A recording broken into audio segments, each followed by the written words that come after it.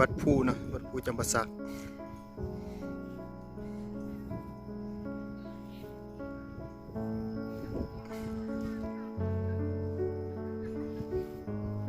ปราสาทหินวัดภู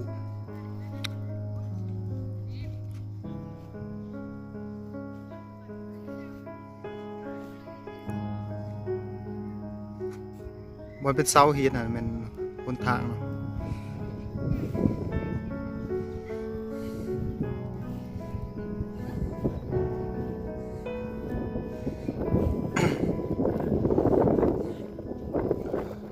อันนั้นเป็นทางขึ้นวัดอยู่ถึง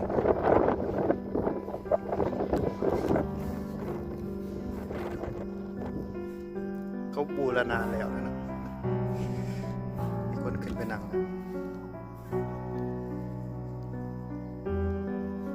อันนี้เป็นข้างในเนาะข้างในของวัดภู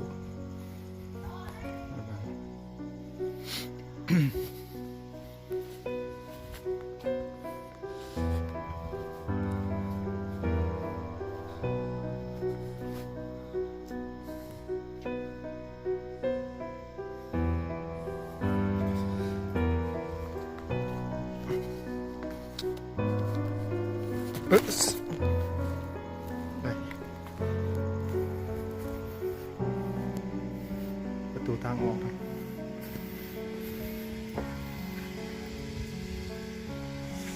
อันนี้หินก้อนใหญ่เลยเนาะ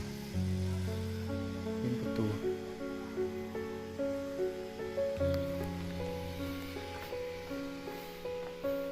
ก้อนใหญ่แบบว่ามีหอยต่อเลย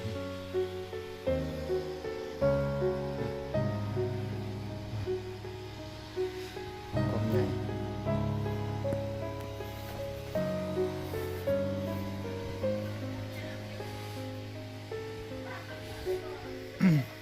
มีลวดลายสวยงามเนาะ